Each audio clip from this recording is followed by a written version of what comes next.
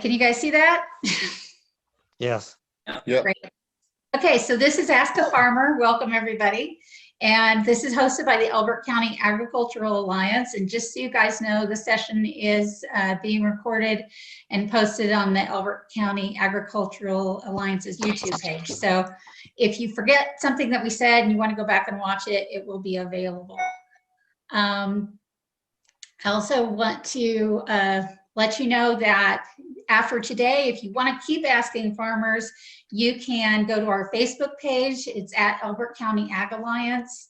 And there's lots of helpful people there who are kind of checking in all the time. And if you have a question about gardening or chickens or making knives, there is somebody there who can answer your question.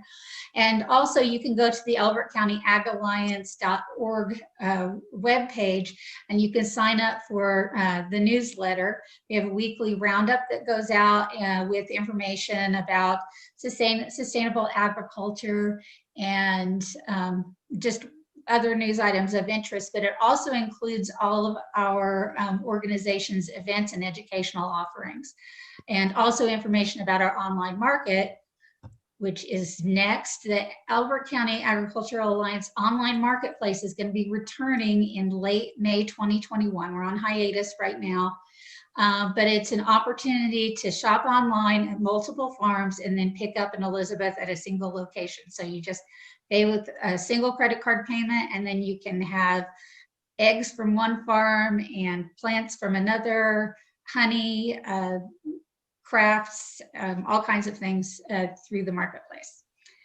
And then I'm just going to introduce real quickly some of our speakers we have here who can be answering your questions. Today I have with me Diane Cribley of Falcor Ranch. Diane is retired from the Navy, where she was a registered nurse, and she and her husband own Falcor Ranch. Oh, did I say something wrong, Diane? Yeah, I was in the Army and the Air Force, but I didn't retire from either, and it was certainly not the Navy. I somehow, why I thought it was the Navy. Yes, sir. So thank you for clarifying that. Thank you for your service. Anyway, so Diane and her husband own Falcor Ranch, which is a beautiful site just outside of Elizabeth, where they have alpacas, goats, chickens, bees. They also bring in school groups sometimes, and they have 3 campsites with beautiful views. And so you can get more information on her website, which is listed here, or on through hipcamp.com, which is the camping booking website. If you go to the hipcamp.com Colorado and search for Falcor Ranch, you'll find Diane's place. It'll actually Also, be goats yes. and alpaca, camp with ghost town alpacas. Okay. Yeah, I searched Falcor Ranch yesterday and you popped up. Oh, good. It said Diane C's place. So also with us, we have Alan Holman. Alan has had many careers. He first retired from the Illinois Department of Transportation, and then he began studying horticulture. He ended up owning a lawn and landscaping business and a garden center. Now he is retired again, but he still continues as a woodworker and a master gardener. And then today from Ponderosa Plains Farm is myself and Robert Hammervold. Bob he actually grew up working on his family farms in California and Minnesota. And he spent a career as an architect, working in residential, light industrial, and also in government. And he does it all. He's a designer, a builder, an artist, and he's also the guy that makes the whole farm here run, because he's does all the mechanical work, everything that we need to get done here. I'm the farm hand. Yeah, you're my farmhand. And I'm Sheila Zeschek, and I'm the other part of Ponderosa Plains Farm. I actually work full-time outside of the farm and then try to fit all of the farm management and chores in around that. And besides the lavender farm here, I am also, I foster roosters and socialize them. So that is your speakers.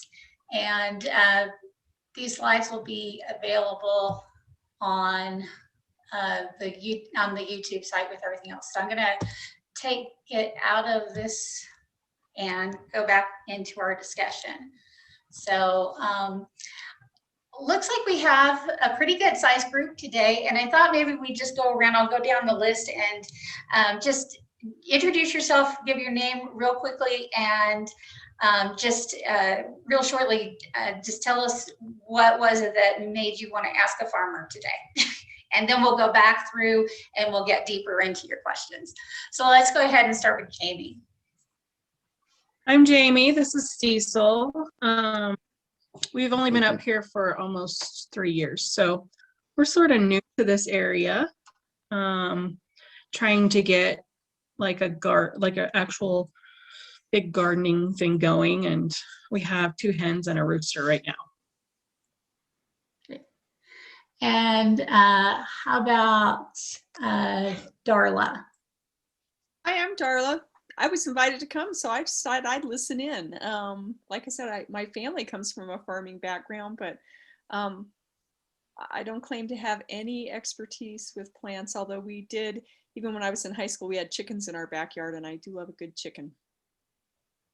Great. Jennifer Campbell? Hang on. Hi, I'm Jennifer Campbell, and I live in Castle Rock, and I'm trying to figure out how to garden out here. Everything that I grew up with was in Indiana, where like my grandfather never had to think about irrigation a day in his life. And so everything I know is from that. And I've been, I'm getting ready to make a very major overhaul in the setup of my garden and irrigation and things like that. And I want to make sure I'm not continuing to make mistakes. And I also have 6 chickens, and I love my life. Awesome. Okay, how about Nadine? Hi everyone, I'm Nadine, and I actually volunteer with the ECAA and have a little bit of land out here in Franktown, and also getting used to the dryness and lack of moisture since I come from the East Coast. So looking for any, tips before we even get started doing any gardening or just trying to make our land healthier. So excited to learn from you guys. Great. And Suzanne Garrett? Hi, everybody. Even though I do come from a farming background, more of a craft farm, I became interested in agriculture in 2008 when I finally started to take a diabetes diagnosis seriously. And I wanted to learn where my food came from and how to pick out good quality food. And it just blossomed from there. Great. And I see Tracy just joined us. Hi, Tracy. Hey. Tracy, you want to tell us what brought you here today? We just recently moved to Colorado, and we're just getting our first farm animals and getting ready to start a garden for the first time. So we're brand new to all of this. Okay, great. Okay, when I'm going to kind of just probably go down the list again, and we'll let you address some questions. I know that Jamie has some gardening questions, and Alan and Diane can probably give you some advice. So Jamie, why don't you tell us a little bit about what your gardening situation is? Okay, so we live up, I don't know if you guys know, up Jackson Creek in Sedalia. So our soil is pretty I don't know, rocky. It's degraded granite mostly. So, so we tried to put some, like last year we tried just putting bags of soil in like a raised box. And we didn't really have, we had a little bit of stuff to harvest, but not nearly as much as work was what we put into it. And it's also right now it's in our chicken area. So I know that we need to move that out because the chickens eat everything. I don't know. So I don't know if there's like a soil thing or. Well, did they uproot the plants a lot? They work the dirt a lot? Yeah. Yeah. Yeah. Chickens will typically do that. And one thing you can do if you have raised boxes is you can put fences around your raised box. So you can, what I've done is I've actually built frames and they fit on each side of the raised box. And then I just have to open up to get inside. But if you want to move your boxes to, I think Diane could probably talk to you a little bit more about soil suggestions. Well, you know, for everybody who's wanting to start a garden, soil is the first thing you address. Whether you are successful with gardening this year or not, you always need to be working on your soil and assessing it. So CSU did a study and they looked at different bagged soils, and what they found was complete inconsistency. And whether you get your soil in a bag or get it from one of the landscape places, it is appropriate to go ahead and test your soil to see what you're starting with. CSU used to recommend amendments for that soil based on what you were growing in it, but I heard recently they have stopped. I don't know if that's true, but that is what I would start with, and I do it now. So you have a chance to add amendments long before you're putting your plants in the ground. Diane, where's a good place for soil testing? You know, there are a number of places. CSU does it for $35. And you can call your master gardener office, or we can have Alan tell you all about that since he is here. And there are other good companies to have your soil tested. You want to address that, Alan? Other than what you said, you know, just get a soil test on the at the extension office. You can get a test kit which shows you how to take a test, and send it in. I think it's around, if you send it into CSU, it's around $35, I believe, for that test. It will you'll tell them that it's for a garden, and they will send you back the information that you need to help you get a better garden. So what they're talking about with the extension and the master gardeners, Colorado State University Extension Program has offices throughout the state in each county. I think Sedalia, you guys are in Douglas County, is that correct? Mm-hmm. Right. So you'll have probably a Douglas County extension that you'd look for. Essentially, if you Google CSU Extension Douglas County, you will find them because they're everywhere.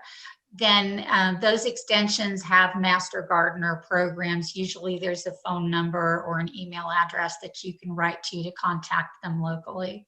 And the master gardener program is a really great resource if you have any questions. Here in in Elbert County, the office is in Kiowa. Right. The Ag Building. Now, don't just walk in there and give them a call or an email. Yeah, because they're not always staffed full time. Well, they're not staffed during COVID. Oh, there's that too. There's access to them by email or phone or, Mm. yeah. So then you get your test.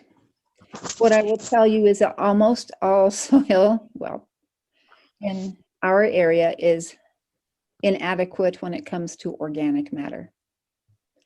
So organic matter, you might think, oh, I could just add a lot of manure, but you also need to add vegetative matter.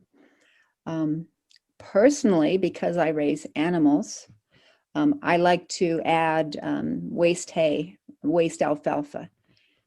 And the reason I like that, it builds up not only the organic matter, but it's also a slow release nitrogen fertilizer. That's just me, what I've been successful with. And if you're using chicken droppings, you probably want to let them age for a while because they, like Diane was saying earlier, it's considered really hot, which means it has a lot of nitrogen in it, and it can burn your plants. But after it's aged for a while, I hear different recommendations. Diane, do you have an opinion on it? How long to let it age? You know, I think it varies depending on how it's managed. You know, Yeah, moisture. that's probably why. Yeah. Yeah, one of the things about soil, if you go to any of these gravel yards that advertise that they have topsoil and all that, you gotta be really, really careful. I think that what you want to do is, if you do something like that, you really, really absolutely have to go and have it tested. You'll have a lot of funny matter in that. You could end up having stuff coming in as topsoil that's actually been a part of the construction yard, you know, or you know, anything that was left over from construction. Some of the places are pretty good, but again, you know, depending upon where you live, I think you have to really pay attention to what's in that soil. You have to go out there and actually look at the thing, and you might want to, you know, before you buy, see if you can grab a soil kit and just check it out and see what they have at that point. You know, before you launch with about 5-10 yards of soil. So, You know, also make sure there is no sludge in that. yeah. That's a great way to bring heavy metals into your foods. Don't do it. Yeah, also some of the soil could have come from where people have sprayed chemicals. So, and some of those chemicals will last 3 years or more.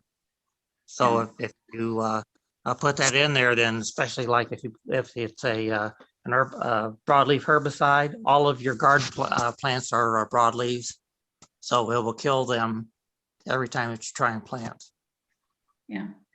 So, you know, another thing I think we kind of touched on when we were talking a little bit about manures and grasses is the value of compost and composting. And we could probably just talk for the next hour about composting.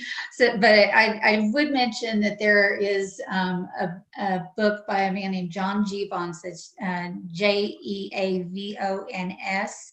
And he's out of California, and he has a test farm where they compost, and he's like, they study compost, and he's written a book, How to Grow More Vegetables, which 75% of the book is about composting and soil, and how to treat your soil, and how to compost, and how amendments work in the soil.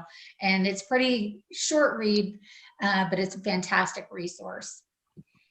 So What was that called again? it's called How to Grow More Vegetables by John Jeavons. You spell his last name, please? Jeavons. The first name is John, Jon.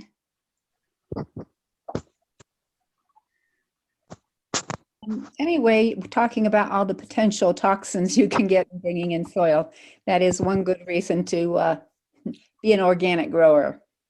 Yeah. Quick question about when you have soil delivered.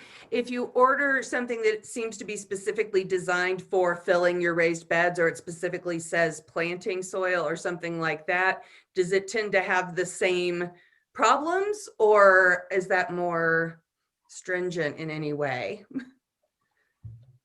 It That's varies. that's not regulated.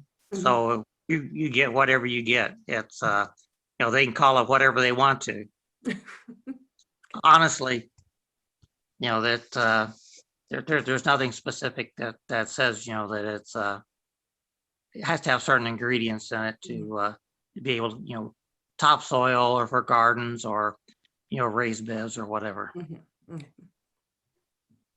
And you want to be, if you're thinking of just putting some bulk soil in the bottom of the thing and then putting some more premium soil from, let's say, bag soil or something like that, I think you're gonna, depending upon your plant, it may go down way into that junk soil and Mhm. try to survive down there. And Yeah. so, it's best. I mean, when I started with Sheila on these raised beds, I thought, well, we should just fill it up at the bottom, with this Mhm. junk soil, and so just depend upon the top 6 inches or something like that. And it's just a mistake, Mhm. and she argued against that. So we went with that. But, I was just used to, basically, I mean, we didn't raise alfalfa, which goes deep, deep, deep, but nobody here is probably going to go raise alfalfa. I mean, Diane feeds it, but, she has to be also guarded against, seeding it too. Mhm. But for me, I was just, we were raising corn, we were raising soybeans and stuff like that. And so, it was more of a topical kind of plant more than anything else. Mhm. Annual, basically, because you had to seed them all the time. Mhm. Suzanne, did you have any questions on the gardening?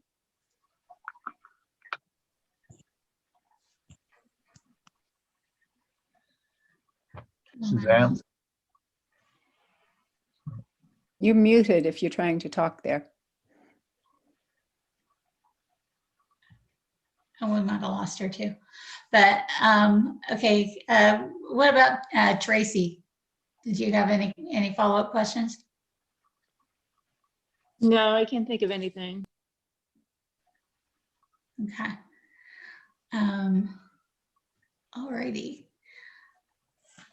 I think Tracy, you were asking me the other day about predators. Yeah, we have baby chicks in our basement right now. Not ready to put them out yet, but I was just wondering the predators around this area. We're in Kiowa, and what we can do to put around our coop to prevent that from predators getting in, or just any suggestions, and what's out there. Foxes, skunks, raccoons, Coyotes. Horned owls. dogs, owls, yeah, Hawks. hawks, cats. They're coming at them from every direction. Oh, big cats. Weasels. Yeah. Weasels. So yeah, I mean, it's with chicken coops, you kind of, I don't know, I approach it kind of as zones. So their housing where they're going to spend the night usually is something that, even though you want it to be well ventilated, you want it to be predator proof, because you want to be able to go to sleep at night knowing that something isn't digging under the floor or climbing through a hole in the eave or something like that. So there are some strategies out here. Some people build coops on stilts with a raised floor that with the wooden floor underneath. That's something that they can't reach up and chew through. if it's raised up off of the ground. My coop, we have a cement floor in it, so we don't have to worry so much about burrowing animals getting underneath it. And then you obviously want to have solid windows, walls, doors. You want to take care of any gaps that something like a weasel might be able to get through, or a raccoon. Those are climbing animals. And so that's what I would suggest just for the coop itself.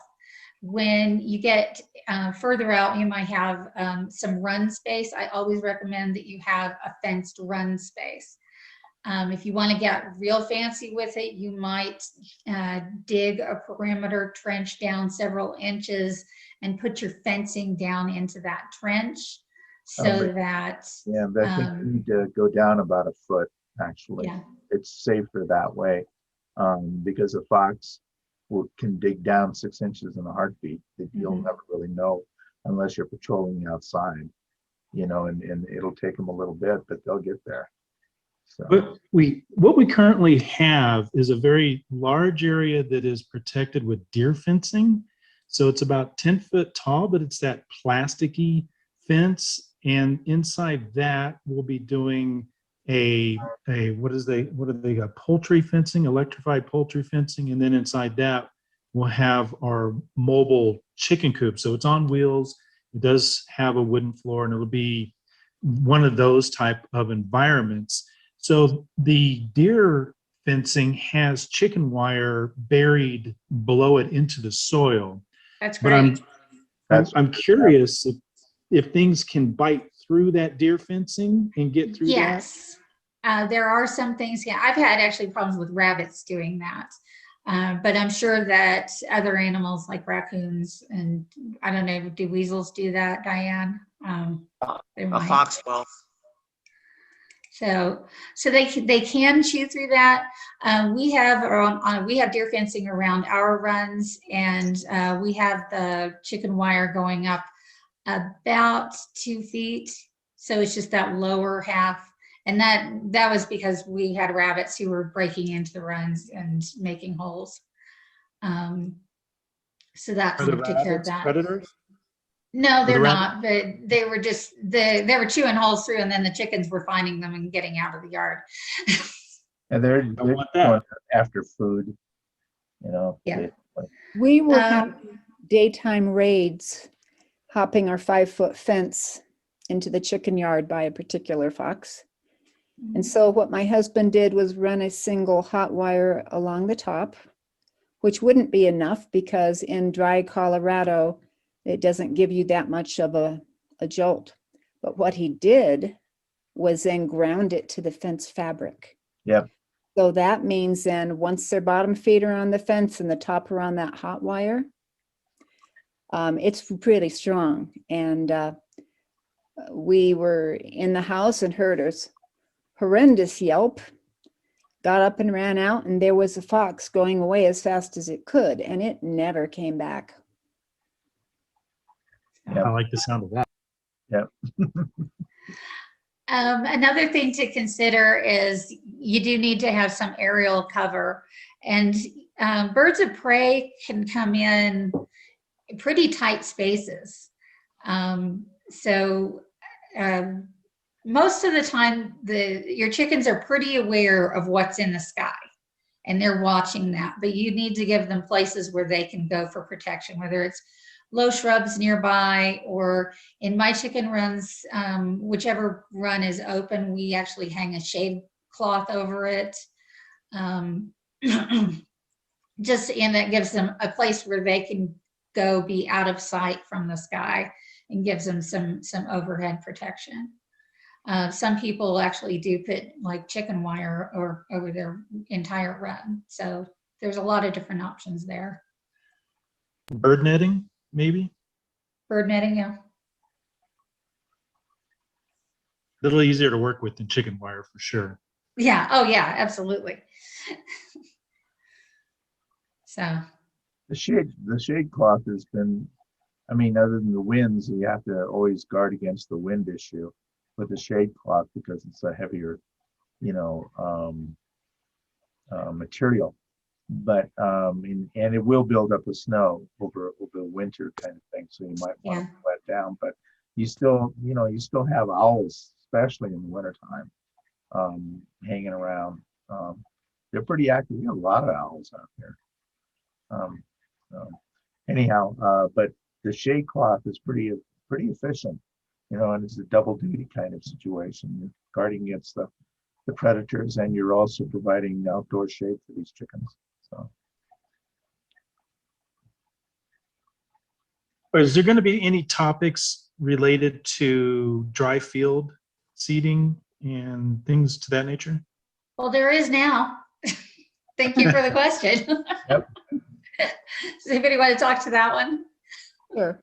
Cover crops. What are you talking about seeding? We have a large, well, we're in the woodlands area south of Kiowa, so we have a field of dirt and pine needles. But I was thinking of seeding it with some of the dry pasture seedings that we see in the feed stores, and wanting to have some places that we could eventually move the chickens onto in various areas so they have more than just dirt to play in. Okay. So did you have a plan for how you would put that seed down?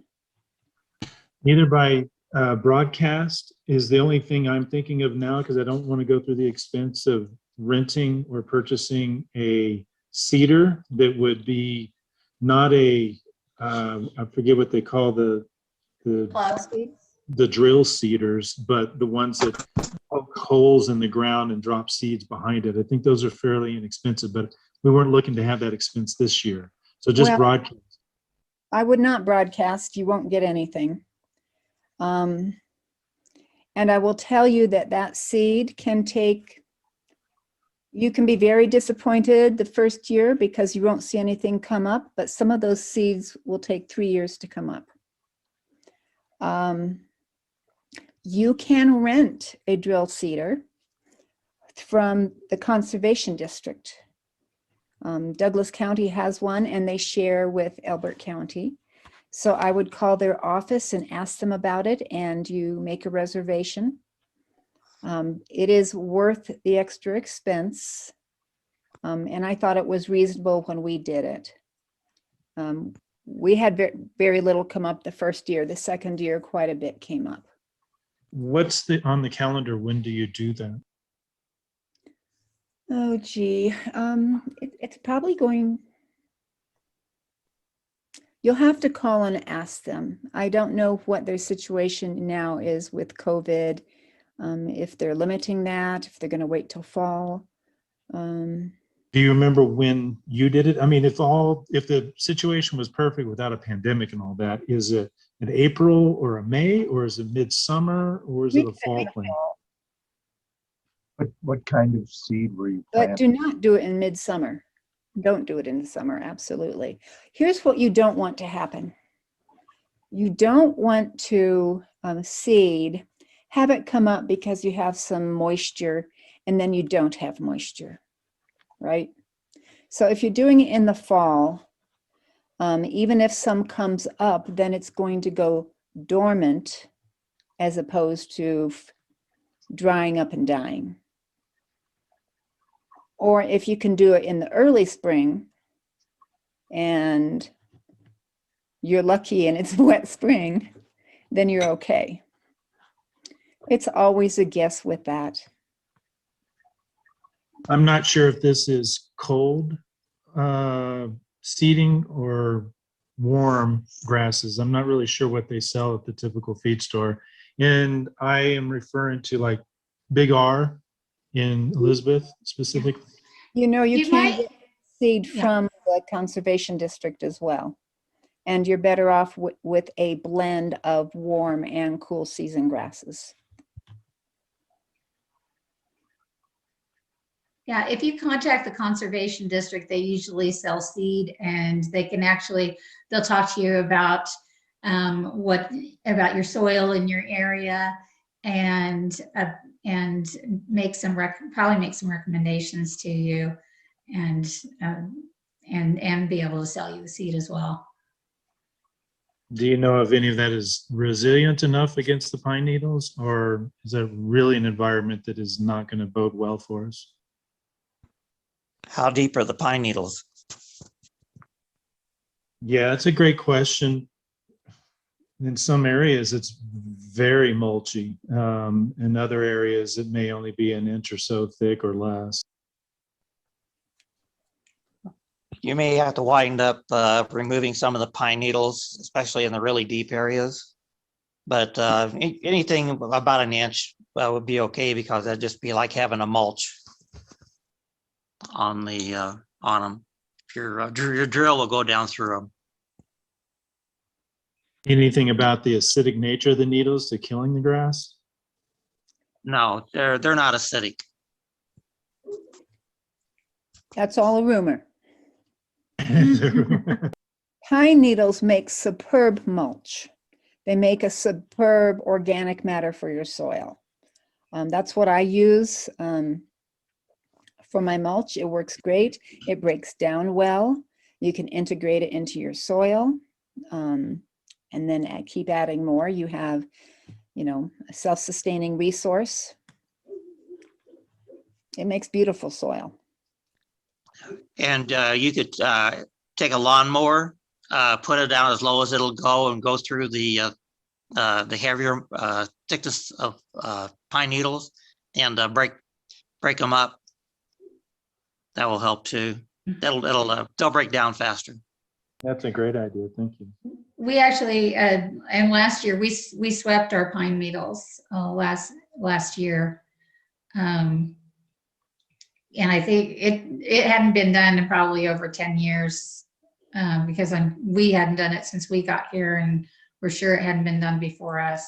Would you explain? And so what it was is, I just bought a sweeper, which is it's like a brush that circulates. It's a brush that circulates, and you tow it behind your mower, and it just picks it up into a big bag behind you. And oh God, what was it? Do you think that was 90 yards of needles we pulled out last year? Yeah, I mean, the reason why we did it was because it was a fire danger. So we were basically trying to make sure that our place, we have trees that are pretty close to our house. And so we cleared out the woodlands that we had on the property. So it would invite, better grass, because it was really jammed and it wasn't really growing grass. But I think that's largely more a situation of the shadiness, in the woodlands that we had. But we still have plenty. There's more out there now. Yeah, there's more out. It's my spring project. Yeah. But So I break think it up, we'll put it into the mulch thing. we had to do several passes at it, but it did come up. I didn't think the sweeper would take needles up, but they did. So My only concern was erosion. It's working as a great mulch right now. I was afraid raking it would expose the soil and be susceptible to erosion at that point, and trying to have the best of both worlds, not raking it until ready to seed type of thing. But that was the idea. It's a good choice. Yeah. okay, Nadine, did you have any questions?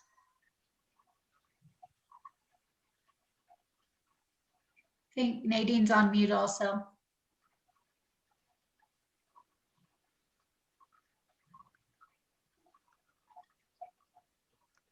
Oh, sorry. That took me way too long to unmute.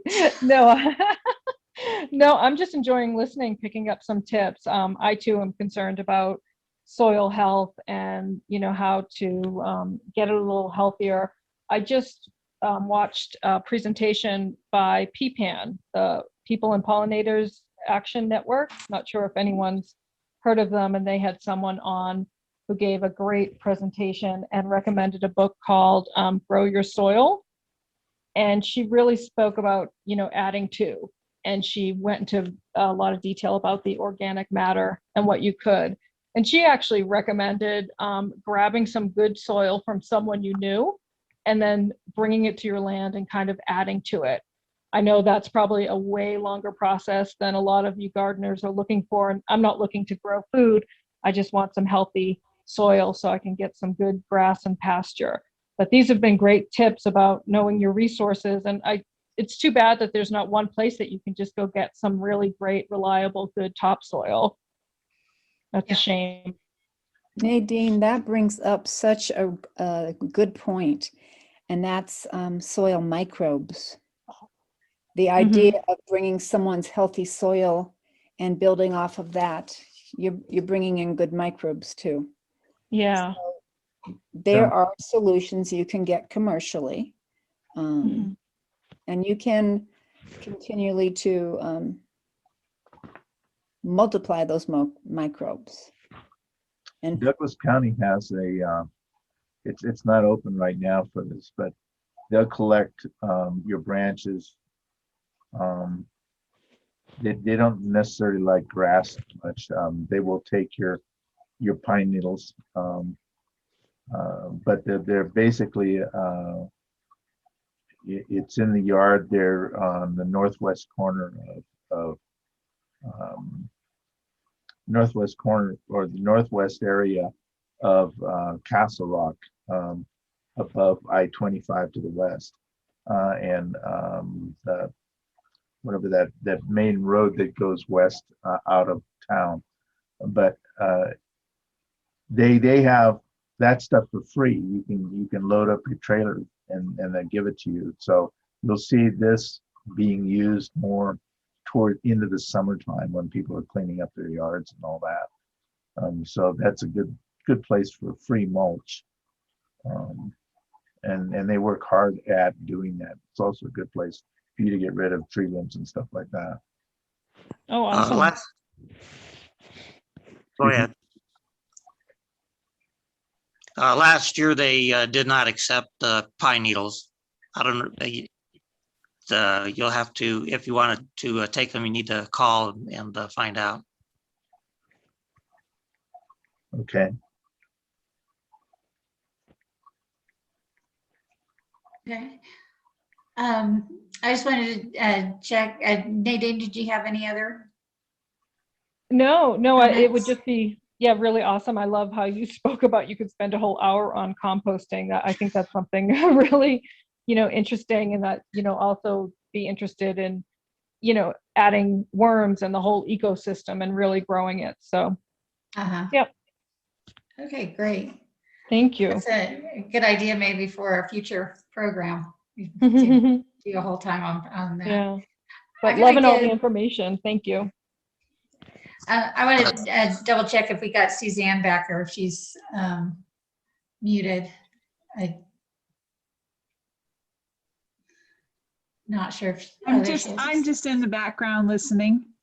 Okay, I just wanted to see if there was anything in particular you had a question about.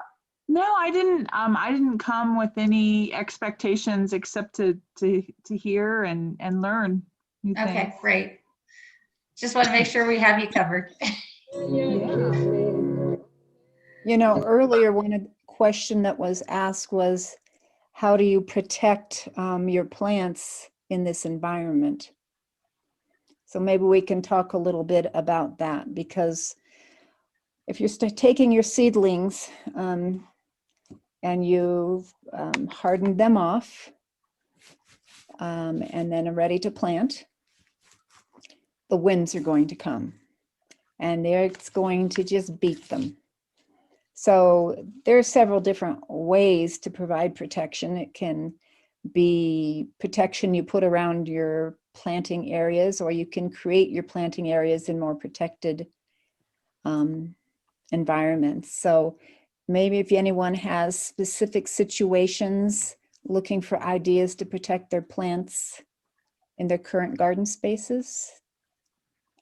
I'm always curious about trying to sort of extend the season, because especially as a new gardener, I've had several heartbreaking experiences where things were finally starting to produce, especially my tomatoes, and then fall happens. And even I tried doing, like grow bags for the tomatoes so that I could drag them inside when it got bad. But as you can imagine, as the yard, that hasn't been good. So I guess that's how do you manage to extend that gardening season? And I don't know. I'm tired of losing everything at the end. So. Welcome to Colorado. Right.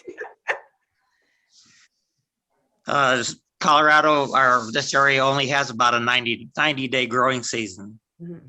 So whatever plants that you put out there, you want to make sure that they're 90 days or less, unless you start your plants either in a greenhouse or in the house, and then give them a couple of weeks of head start. But unless you grow them in a greenhouse around here, that there's not a whole lot of ways to extend the season. Yeah. And the starting them in the house or in a greenhouse is really good. You do have to have a hardening off period because our sun is so scorching hot and the wind is so intense. Once my plants start growing out, I'll actually start putting a fan on them just to make them more wind hardy. I want to hear what Diane has to say, because she has a great greenhouse. I do have a great greenhouse, but everybody doesn't. So let's talk about outside. I rigged up a growing room in the guest room with like lights and foil, and there is a fan. But yeah, I always please, sorry. I'm trying. So if your garden areas are of an appropriate size to do this, you can build a frame around it. Sheila's done this. And then you can use that for many different things. You can put shade cloth over it. Yeah. And of course, you have to secure it there so the wind doesn't blow it away. But that does break up the wind to some degree. It helps with our scoring sun. It helps keep insects out. So that's one technique. I have some old polycarbonate from, like building a greenhouse. You can take that and place it on the side where there's, you'll have to secure it. And as long as it's a foot or two, put it on the side where you get the most wind. So you're getting that kind of protection. Whatever you do, make it multi-purpose. Make it what will help you with the wind and the hail and the sun. Mm-hmm. And those predator bunnies or deer, as the case may be. So if you have specific situations and you want to contact us for ideas, I'm happy to talk to anybody individually, and people are welcome to come out and see some of the things that we do. Though I'm happy to say we don't have deer on the property. Our dogs have suggested that they not do that. So yeah, actually some strategies that I've used, I always start inside. Last year we actually put up as a temporary greenhouse, and once we get to hardening off, it turns out that greenhouse is so bright, it's actually a great place to harden off my tomatoes before I put them out in the garden itself. Another way I've done it is my raised beds each have posts in all of the corners, and I have hung shade covers before, although I've switched to frost barrier. I don't put the frost barrier down on the plants. I put it above the plants on top of those posts, and it provides some sun protection, but it also provides hail protection. I have taken. How much do you allow on those? Sorry, because I was thinking about trying to build something like that, but I couldn't decide Like for your, Mine go up about 4 feet. And then usually by the time like tomatoes will get pretty tall. And by the time they're tall enough for that, we're usually past hail season, and I can take all of that off. I say that, but then of course you get hail in July sometimes. So what we do on the raised beds, basically, they're about a 2x10, 2x12, or something like that. I mean, you go from a 2x10 to a 2x12, it's a lot more expensive, but it serves the purpose. You get a good deep bed with a 2x10, but you get a better bed probably with the 2x12. Plus you have, you can put in, you don't want to put your soil all the way up to the top of the bed, basically. But then we put 2x2 posts in the corners, and we embed those into the corners. So we use the cedar posts that provides you a little bit of longevity, so you're not rotting the bottom of the post on yourself. One thing that we have done before as like a windbreak is, that plastic sheeting you get for packing, you just wrap it around stuff. You can find it at office supply store. I have taken that and gone around those posts, going up about 2 feet. And, that keeps the wind off of my seedlings when they're sitting down there in the soil. And then midsummer, you can come out and cut the plastic off. I've made actually, for when the weather starts to get cooler, I've made makeshift a cold frame out of that too, just as an emergency. And last year, I know that most of us got hit with that. When was it? Like September, suddenly it dropped to like 13 degrees. And it was a nightmare. And I was really impressed with the ECAA group. Everybody got really creative. And somebody said something to me, they were going to put blankets on their beds. And I said, that's a brilliant idea. So I did. I went down and I pulled my tomato frames partially out of the ground and laid them down. And then I threw blankets over that and covered the whole thing with plastic. And I got out there 2 days later when the weather improved, and I still had buds, and I still got tomatoes for another 3 weeks. Wow. So stuff like that, sometimes you just have to take desperate measures. The key to be a successful gardener is to continue to fail and learn from your mistakes.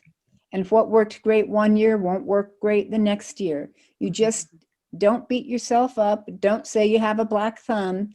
Just say, okay, I'll try something different next time. Find out what varieties of plants other people have good success with. Choose tomatoes that are Russian cultivars, a Siberian, because they tolerate cooler weather early on and late. It's all about trying. And if you find that you have great success with certain plants, save those seeds.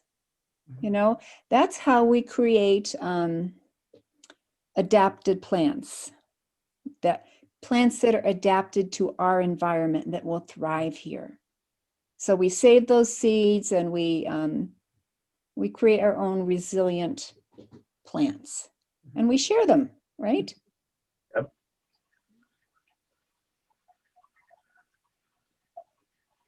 Well, I think we ought to do this again. Yeah, I think this would be fun to do again. I have one more thing for Jamie, because we were talking about keeping the chickens out of the plants. I know that I talked to you about maybe putting a frame up around your beds if you're going to keep them in there.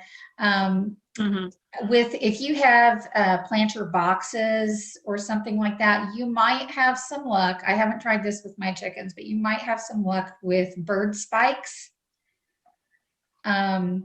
You can find them online. They come in plastic, some are metal. They're little sharp spikes that you put in your planter, and it keeps birds from nesting in there. And I'm pretty sure that your chickens are not going to like it, and the plant will grow up through it. So you might give that a try. And if you put the Good netting idea. around, Thank you. if you put some sort of your bird netting around the outside of your box beds, you can also, I mean, chickens are really inventive. They figure out how to get into the thing. If you're not conscientious enough about making sure all the fasteners are intact, they will get through the openings. And so that's a good place for saran wrap, real quick job, because they can't get through the saran wrap too darn well. We did do that for a couple of years because I had younger birds in the backyard, and we put the wrap around the bottom. And then I got the I am Chamanis, and those girls could jump. Yeah, I mean, they fly. Yeah. Clip one of their wings, they won't fly. Never. Okay, well, Now. Sheila, can I add one Yes. thing about the amendments, soil amendments? Sure.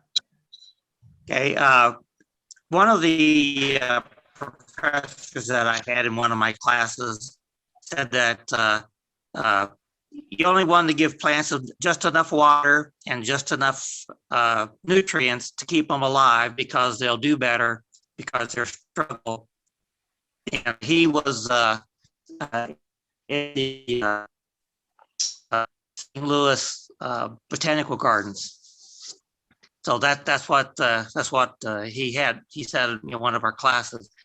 But along with that too is that even the best soils in Illinois and the Midwest are only 5% organic matter. So you don't want to add too much soil amendments to it to go above the 5%, because the plants won't do well, or they'll do too well, I guess, where all they'll have is foliage rather than putting out fruit. Okay. So that's that, and that what my one professor was saying too is that kind of goes along with it. That it's kind of like people, that whenever people struggle, they do better. I mean, to a point. I mean, it's the same way that with the plants too, that you don't want to give them too much. You want to give them just enough. Okay.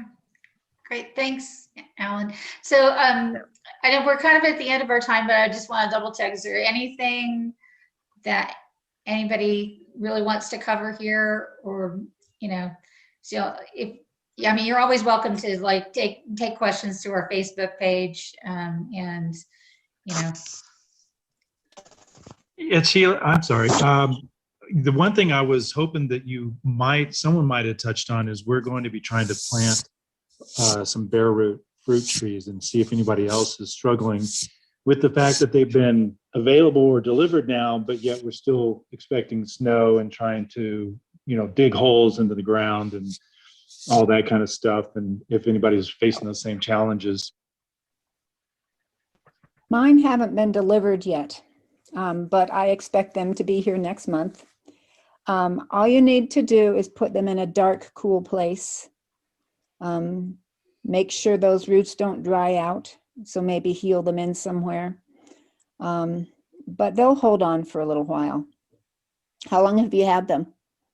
We haven't picked them up, but we were notified by the Elizabeth Nursery that we have until the first week of April to get them. They showed up on March 13th, I guess. And the other question I had was if you can see success in a partial sun and not a full sun, will they grow at all? Will it stunt their growth? Will they fruit at all in a couple of years? Depends on what it is. The varieties that they made available are, of course, are your typical apple, peach, plum, pear, cherry, those typical fruits. So if you've got some of it's going to depend upon the variety. Some varieties will do better here than others. Supposedly, these are all very cold hardy. I chose the ones that specifically they could handle down to, I think it was negative 10, 15, negative 20 or something like that. Obviously, I want to protect them the first couple of years during the winter time when they're dormant. But it's the area that I wanted to use has partial. There's just so many pine trees to the south. It is a southern exposure. The other areas are not protected behind the deer fencing and stuff. And of course, we want to protect them from the deers. We do get visited every day by a pack of at least 5 or 6, and just want to protect them. Well, we have such an intense sun. It doesn't need to, they don't need to be in full sun. Do they have decent sun coming from the west? I think from 11 a.m. to maybe 5 p.m., they'll have really good sun, especially in the summertime, but not so much in the early morning. Okay. Well, all you can do is try. And is there a reason you don't want to put them in the ground right away? It's just that we're expecting snow next week and next. That's okay, because they're dormant. So as long as you can get them, if the ground's not frozen and you can put them in, they will do absolutely fine. They do not care about snow. Yeah, it was really me that was having the issue of digging the holes. I get that. Now, we did get hit last year. There was one of the late snows came right as our apples were blooming, and that pretty much blew last year for the orchard. It's good. It's good to hear that you're having success with the apple trees. I was really hoping that we would as well. Yeah, the apples, our apple trees in the orchard are doing pretty decently, and the pear trees, which are related. We can keep the raccoons out of them. Yeah. Yeah. Well, what we have also grape arbor, and you can't, it's really hard. You got to beat the raccoons when you come to grapes. As once they're on, they won't hit it when it's actually, if you see a raccoon out there, you're probably a little bit too late in harvesting those grapes. But they'll clean you out. So, okay, well, thank you everybody for participating in this today, and I hope that we see you around, maybe on the ECAA page. And oh, Jennifer, did you have something? Oh, no, sorry, that was my clapping reaction. I was just trying to thank you. Yeah, all right. Okay, so yeah, I mean, you're welcome to go to our Facebook page or check out or sign up for our newsletters on the Elbert County Agricultural Alliance.org page.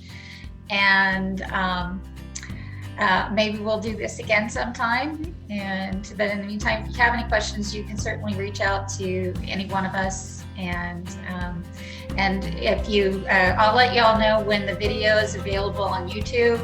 And that will also have those slides that I put up in the beginning with the resource information. Thank you. Thank you.